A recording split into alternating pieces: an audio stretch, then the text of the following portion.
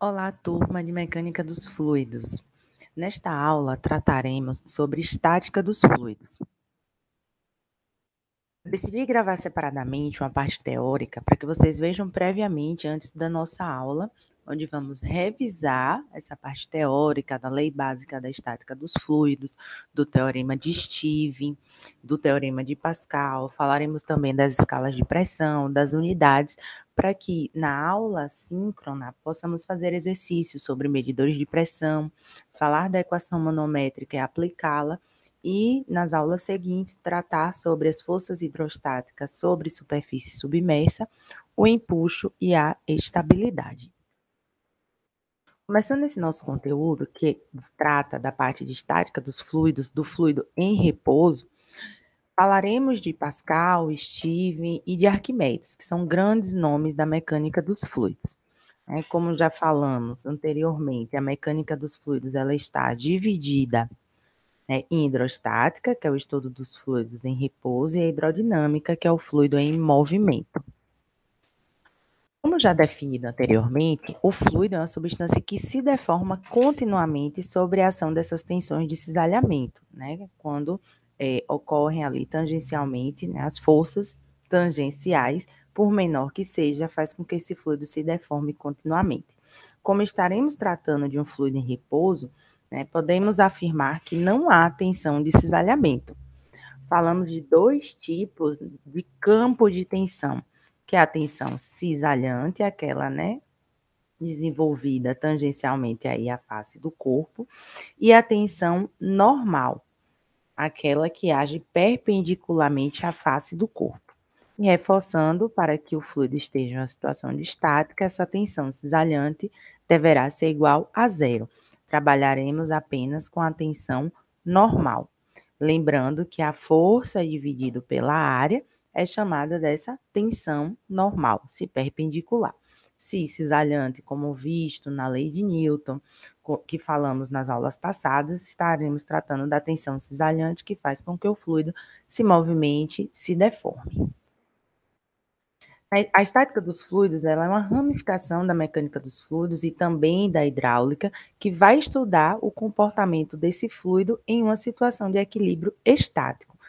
Trataremos aí a pressão como força sobre a área, usaremos unidades como Pascal, quilograma por metro segundo ao quadrado, libra-força por pé ao quadrado, quilograma-força por centímetro ao quadrado, ATM, metro coluna de fluido também, são algumas unidades que vocês vão encontrar, converter, utilizar nas nossas equações manométricas, nos conteúdos que envolvem estática dos fluidos, que envolvem a pressão atuando em um fluido em repouso. Temos aqui mais algumas unidades, bar, PSI, milímetro de mercúrio, ATM, então todas essas unidades, todos esses fatores de conversão precisarão ser usados ao longo do desenvolvimento, da interpretação e desenvolvimento de uma questão para solucionar um dado problema.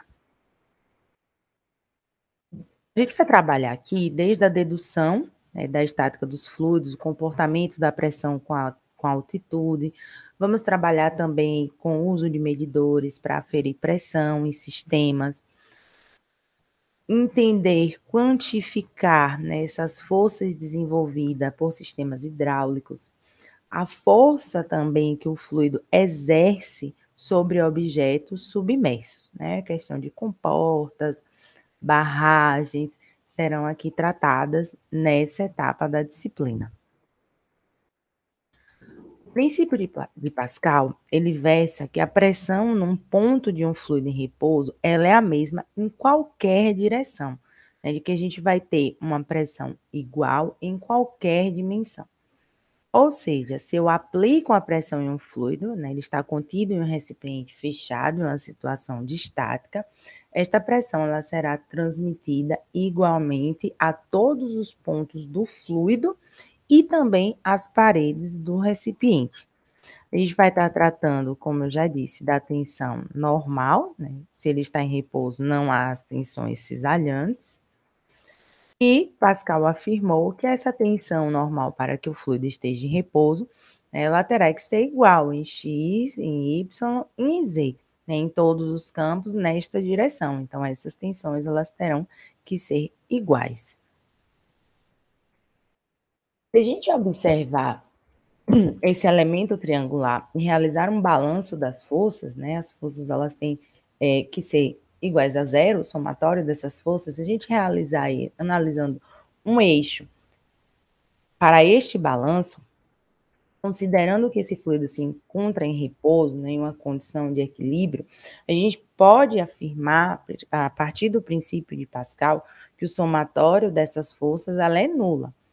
Eu vou demonstrar em relação a um eixo, né, eu vou determinar essa relação de Px, a pressão que atua nessa área aqui, A, B, F, E, né, e PS, que atua nesta área A, B, C, D e A, né, desse elemento aqui prismático triangular. Isso pode ser feito para outros eixos, tá? Vou demonstrar em um eixo e pode se espelhar para outros eixos. Partindo de que o somatório dessas forças deverá ser igual a zero.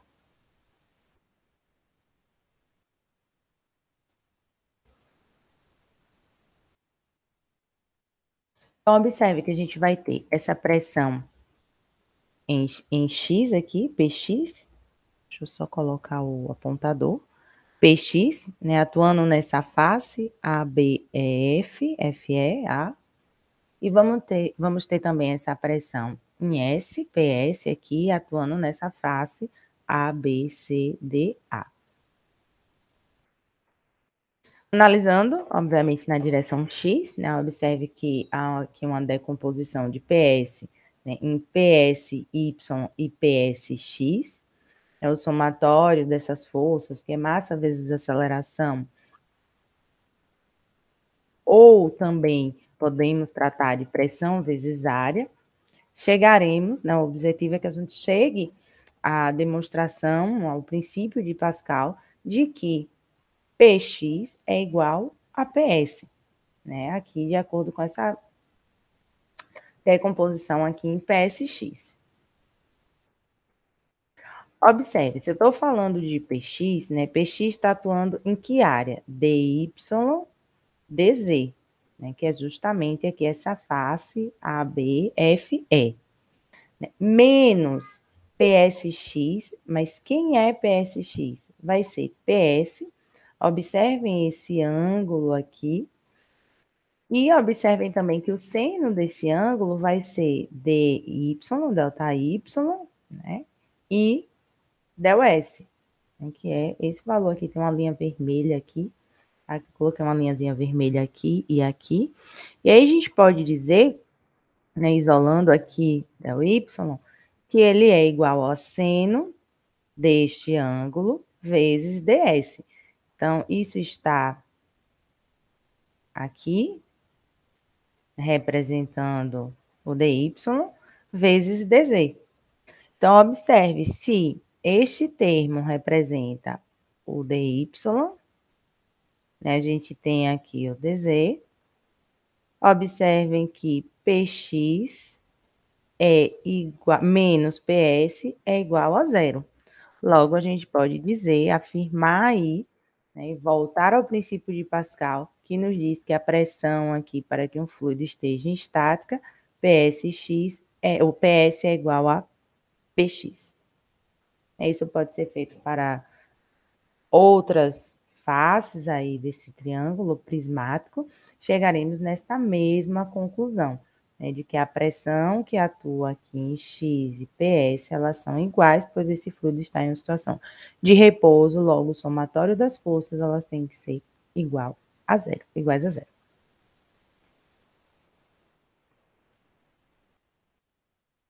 Reafirmando o princípio de Pascal, né, a pressão exercida num ponto no interior de um fluido transmite-se com a mesma intensidade em todas as direções. A gente está falando da grandeza de pressão, né, semelhante à tensão, onde a gente vai usar as unidades de Pascal, libra-força, aquelas já demonstradas anteriormente, e a única diferença, o sentido de aplicação da força é em relação à superfície. Nesses fluidos em situações de estática, eles não admitem esforços tangenciais, apenas os normais, que são iguais, né, nas direções aí, sentidos x, y e z.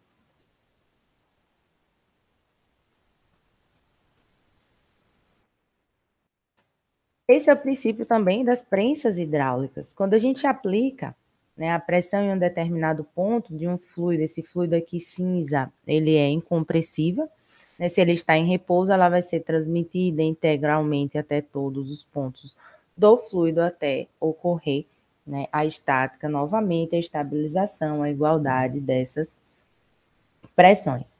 Então, a gente tem aqui que a pressão nesse ponto, né, força 1 sobre área 1, é igual à pressão nesse ponto, que é a força 2 igual, força 2 pela área 2. Então, se a gente iguala aqui essas pressões, a gente tem força 1 por área 1 igual a força 2 por área 2.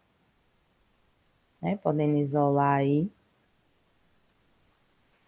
as forças e encontrá-las em função dessa área, né, dessa pressão aplicada em uma determinada área.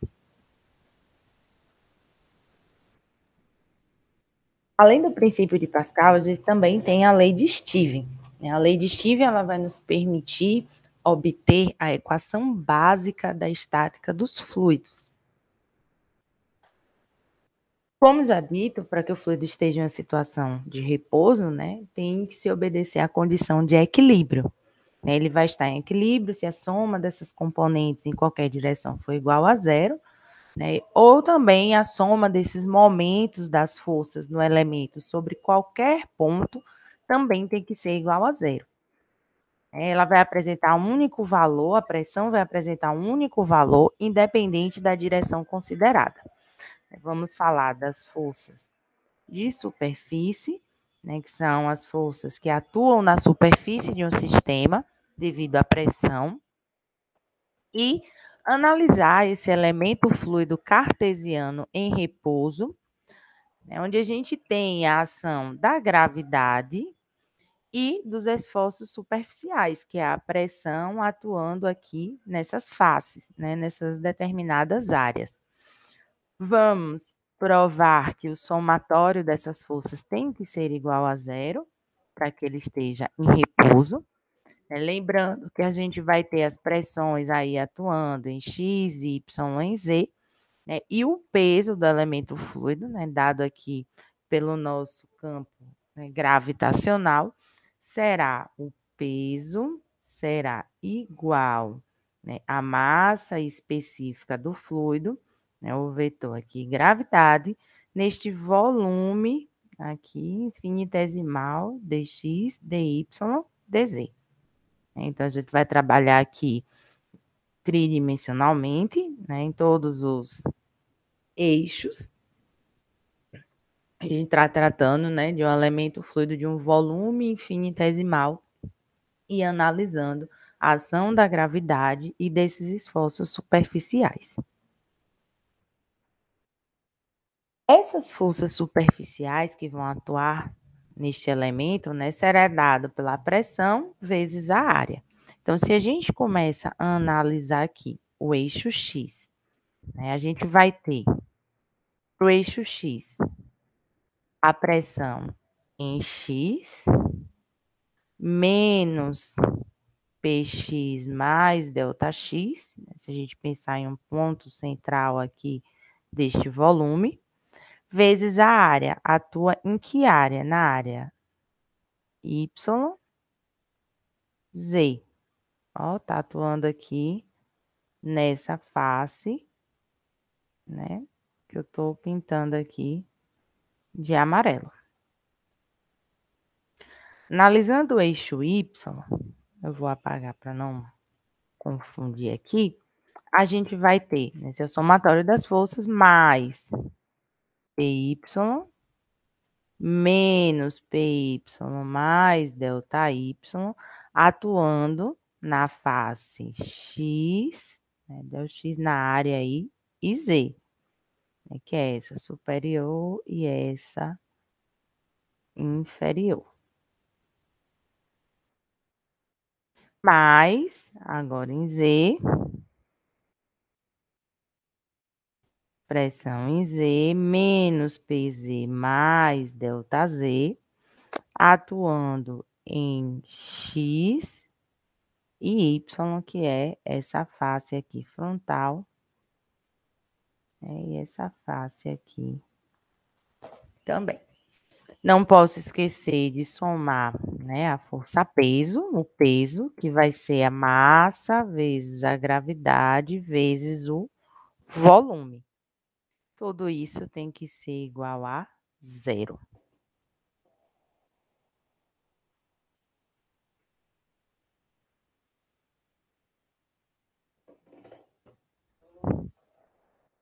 Arrumando, né, esta nossa equação aí final, né, arrumando matematicamente isso, se a gente dividir todos esses termos aqui pelo volume,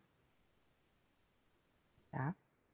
E tomando, se a gente dividir todos esses termos aqui por dx, dy, dz, divido todos esses termos aqui.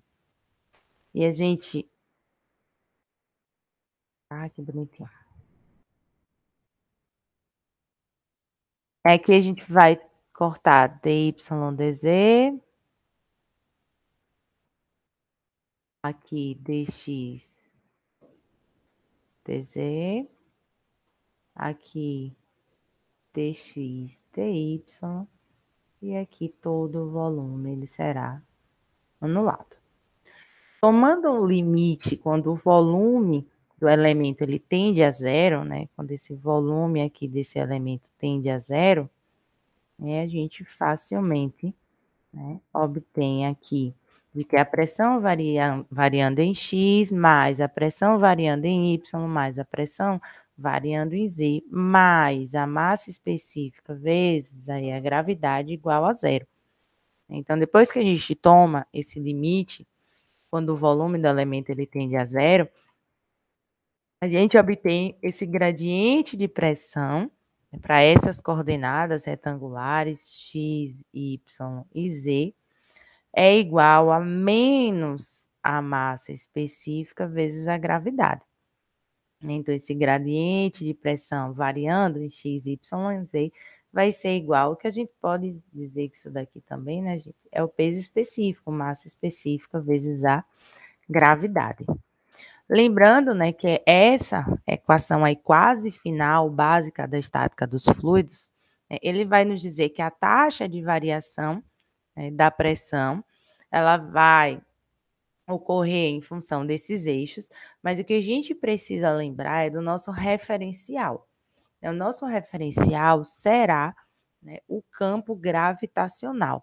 O que eu estou querendo dizer com isso? Que se o meu campo gravitacional ele está na direção y, né, então o meu eixo x ele é isobárico e o meu eixo z também ele é isobárico.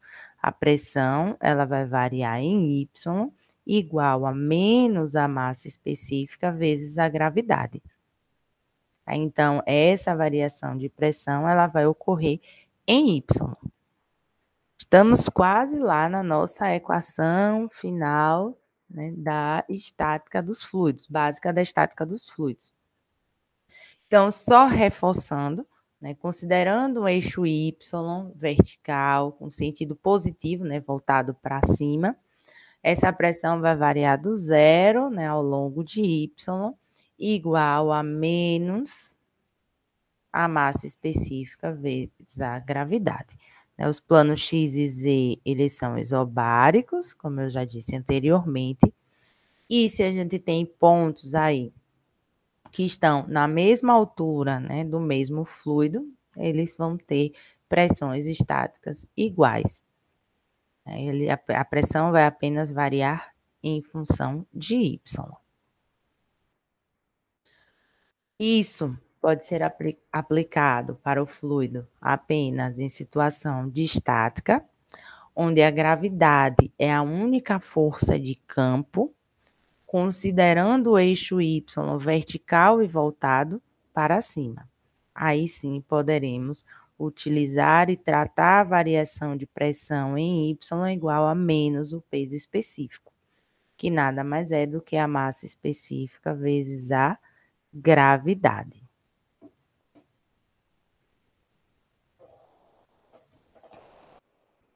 Vamos primeiro utilizar essa equação básica da estática dos fluidos para um fluido incompressível, né? Fluidos no estado líquido. Se observarmos aqui essa imagem, né, onde a gente tem aqui a origem do eixo y0, né? Vamos tratar que aqui a superfície, tudo isso aqui é fluido, né? E temos aqui a lâmina de fluido, né? Aqui eu vou ter o A.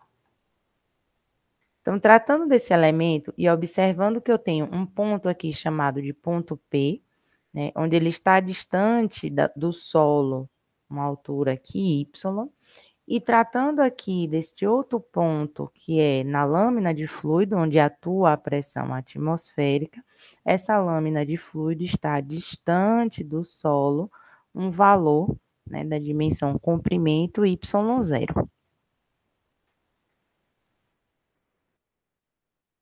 As pressões, né, elas devem ser sempre estabelecidas em relação ao nível de referência, né? Esse aqui é o meu nível de referência, o meu zero. Sabendo que na superfície, né, em y0 aqui, na superfície a gente tem um fluido em contato com o ar, por isso a gente pode afirmar que a pressão aqui é igual à pressão atmosférica. A gente obtém a equação final da estática dos fluidos integrando, para fluidos incompressíveis, claro, integrando a nossa equação básica, né? Então, a gente vai fazer a variação da pressão, né, de P ATM a P, são os nossos dois pontos, é igual a essa integral, né, de y0 a y, menos a massa específica vezes a gravidade dy. Eu só fiz aqui passar o dy para o outro lado, né, passou multiplicando, e vamos aí integrar essa pressão para ver como ocorre essa variação de pressão ao longo de y para fluidos incompressíveis. Lembrando que a massa específica, né, e a gravidade, ela vai ser uma constante, né, a massa específica para um fluido incompressível, ela é constante, então ela vai sair aqui da nossa integral. Desarrumou um pouquinho.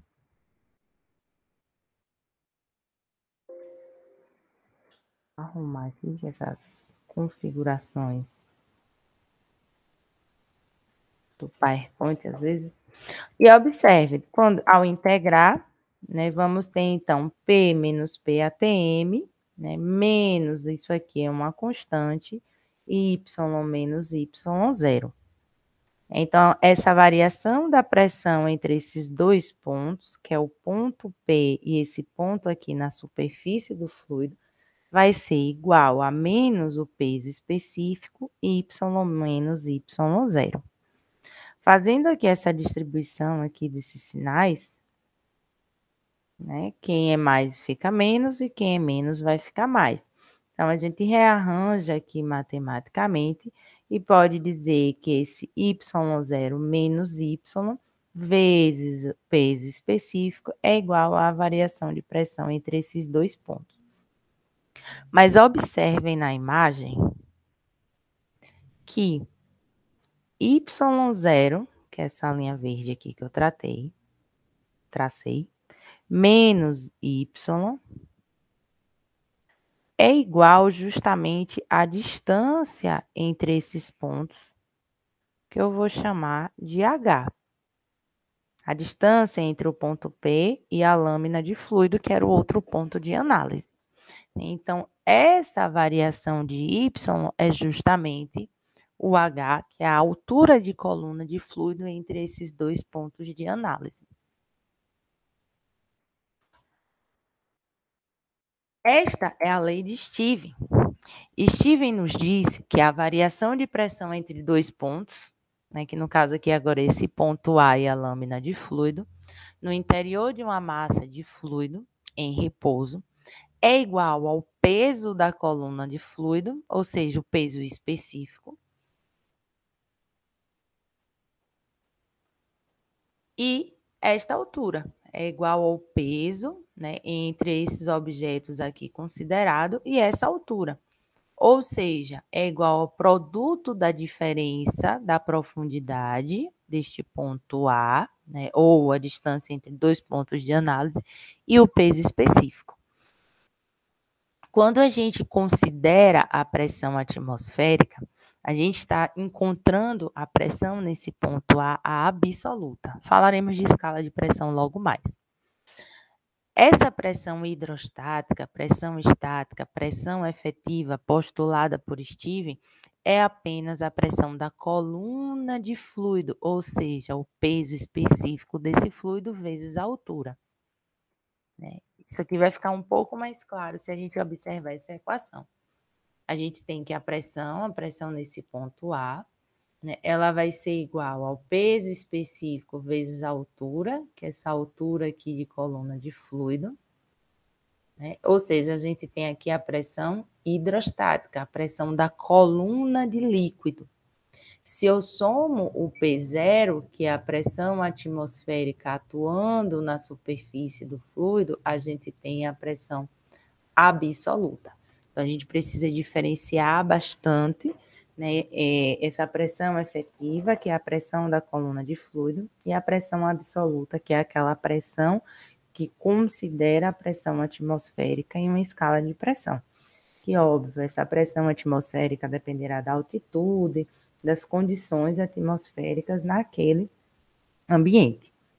E reforçando aqui mais uma vez que o peso específico é a massa específica vezes a gravidade.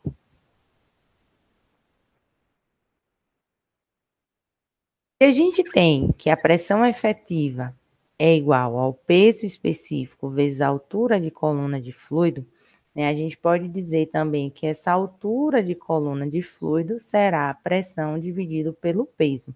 Isso é bastante usual, né, quando se trabalha com a carga de pressão, onde essa unidade de H, né, da carga de pressão, vai ser comprimento ou comprimento de coluna de fluido, que é quando a gente vê metro coluna de água, metro coluna de gasolina, metro coluna de qualquer fluido. Vai depender do peso específico desse fluido, né? E a unidade final será a unidade de metro, metro coluna daquele líquido estudado, analisado.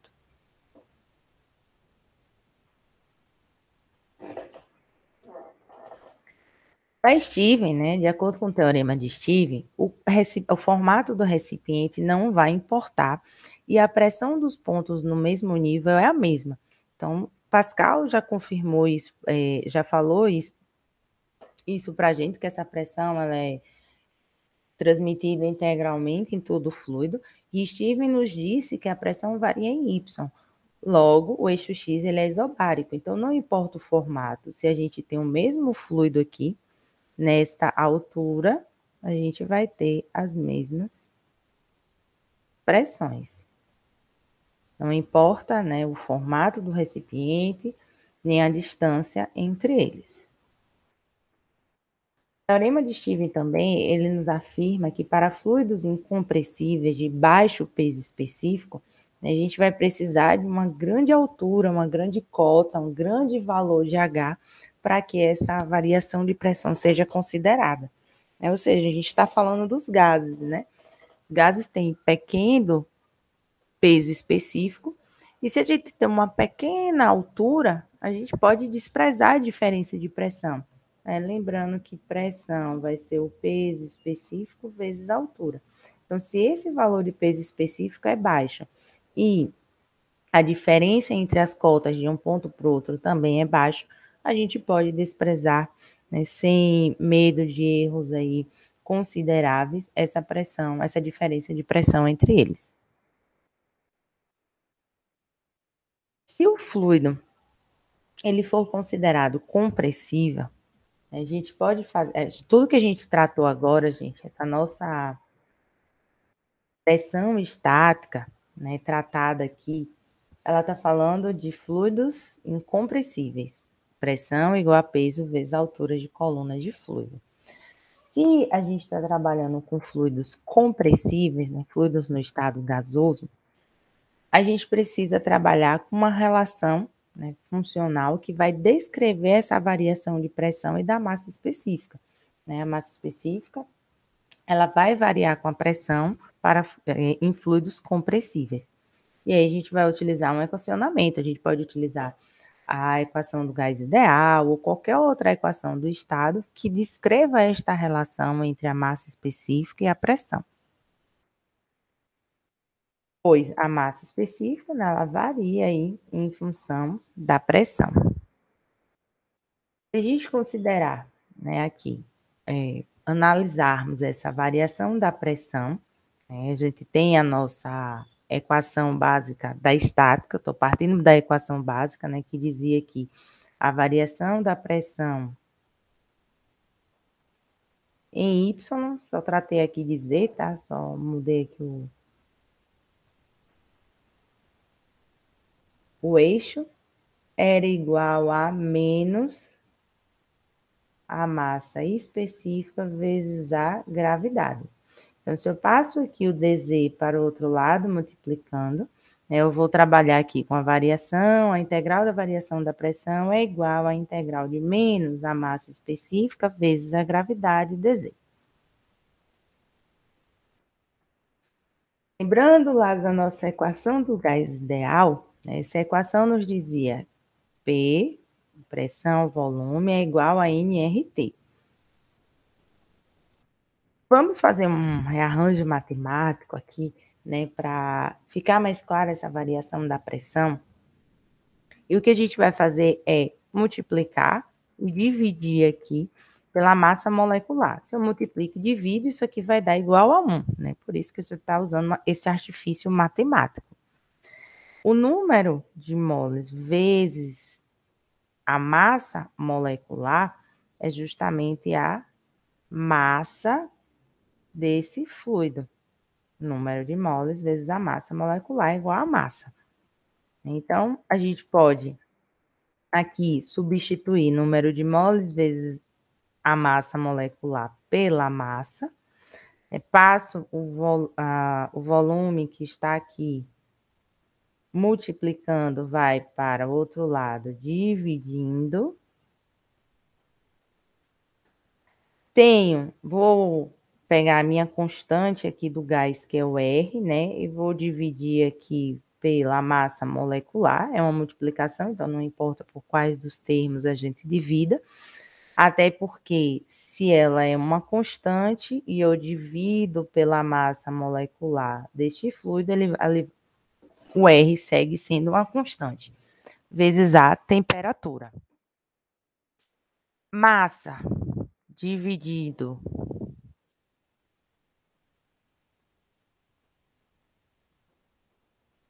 massa dividido pelo volume é a nossa massa específica. A constante do gás aqui, né, ganhou um R' só para lembrarmos que ela está dividida pela massa molecular vezes a temperatura. Então, fizemos tudo isso aqui só para deixar a pressão em função desta massa específica aqui no nosso equacionamento. Eu vou substituir aqui.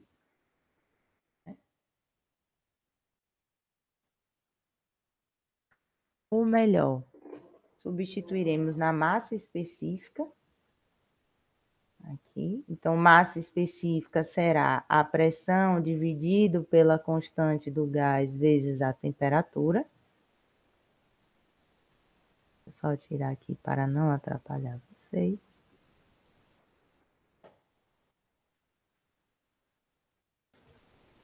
Cadê a canetinha? A gravidade e a constante do gás saem da integral. E a pressão aqui vai passar para o outro lado dividindo.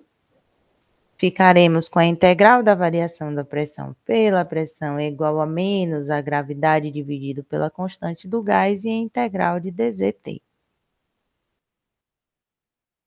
Eu estou trabalhando com dois pontos, né? P1, P2, Z1, Z2, que é a variação dessa altura. Ficaremos aí no final, né, com ln de P1, P2 por P1 igual a menos, né, tudo aqui que era a nossa constante, vezes Z2 menos Z1. Então, assim é a nossa equação final da estática dos fluidos para um fluido compressível, considerando a equação para um gás ideal. Lembrando que a gente pode usar aí qualquer outra equação de estado que descreva essa relação da pressão com a massa específica.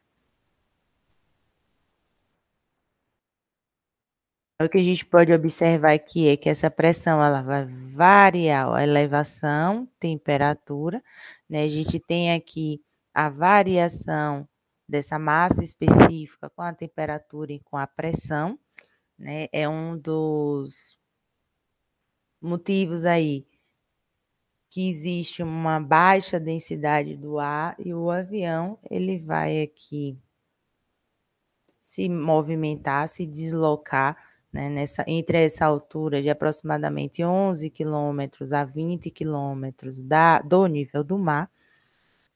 Assim, ele vai gastar menos combustível e alcançar uma maior velocidade devido à baixa densidade do ar nesta altitude, nesta elevação. A pressão atmosférica ela vai variar com a altitude, é o que a gente pode ver nessas tabelas essas também que a gente vai usar no decorrer do nosso desenvolvimento, né, nossa obtenção de resultados de quantificação de pressão. Então, a gente pode usar diferentes aí tabelas que trazem essa variação da pressão com a altitude. Né? Aqui é a pressão de vapor, mas não nos importa agora. Vou deixar aqui algumas alternativas também, né? Algumas outras fontes alternativas para que vocês possam, né, verificar, revisar. Trata desse mesmo assunto, são vídeos bem curtos, bem rápidos, para que vocês revisem também além desse vídeo. A proposta foi fazer um vídeo bem curto, com a gravação dessa parte teórica, para que a gente faça uma revisão disso na aula, que é na nossa primeira aula de estática dos fluidos. Eu vou fazer um apanhado geral para que a gente já possa aplicar e exercitar.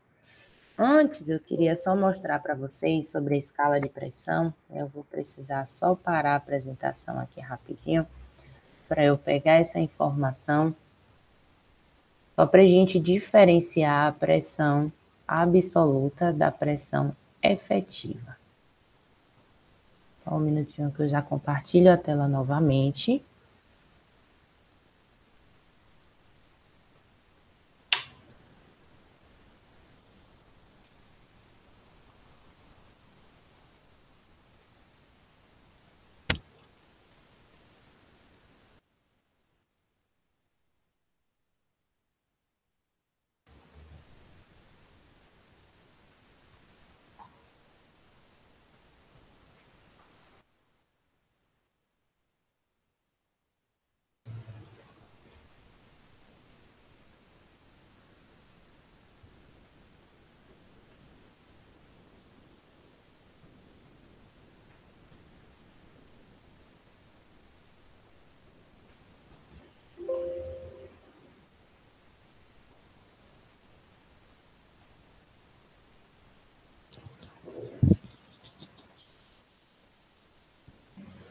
Então, reforçando essa parte de pressão para fluidos incompressíveis, né, a gente precisa observar bem a escala de pressão. E analisando aqui essa imagem, observamos que a gente vai ter aqui o zero, né, o vácuo. A gente tem aqui a pressão atmosférica, né, que é a pressão, né, representada aí por aquela massa de fluido da atmosfera sobre toda a superfície da Terra. Né? Então, a gente tem aqui, daqui até esta linha, a pressão atmosférica. A gente vai ter as pressões manométricas. Não, essas pressões manométricas são representadas aqui pela linha 1 e pela linha 2. Né? A pressão manométrica também é a pressão efetiva, a pressão relativa, que é justamente o peso específico vezes a altura. Né? E se eu somo a pressão atmosférica com essa pressão relativa ou efetiva, a gente tem o que a gente chama de pressão absoluta, que é essa nossa linha verde. Então, a pressão absoluta ela vai ser sempre positiva, né? Porque ela vai ter como referência o eixo zero. A pressão atmosférica é a representação daquela pressão de massa de fluido sobre a superfície da Terra, que depende da altitude, onde a massa específica varia com a pressão demonstrada anteriormente, e a pressão manométrica, ela vai ter como referencial, né, ela pode estar acima ou abaixo dessa pressão atmosférica, ela pode ser negativa ou positiva. Demonstrando isso em uma outra imagem, né, observem que a gente tem aqui o vácuo, né, daqui até essa linha aqui preta, a gente vai ter a pressão atmosférica. A pressão manométrica ela pode ser positiva ou negativa. E se eu somo a pressão atmosférica com a pressão manométrica, a gente tem a pressão absoluta. Então, jamais esqueçam, né, que essa pressão absoluta vai ser a soma da pressão atmosférica mais a pressão relativa ou efetiva daquela coluna de fluido. Uma outra imagem aqui que vai nos demonstrar a mesma coisa, que a gente vai ter o zero absoluto, que por meio de uma leitura barométrica, né, de um barômetro, aí um medidor de mercúrio, a gente obtém a pressão atmosférica local, né? A gente acima, né, ou abaixo dessa pressão atmosférica, a gente tem a pressão manométrica, e se eu somo, né, essa pressão atmosférica com a manométrica, que pode ser positiva ou negativa, teremos a pressão absoluta.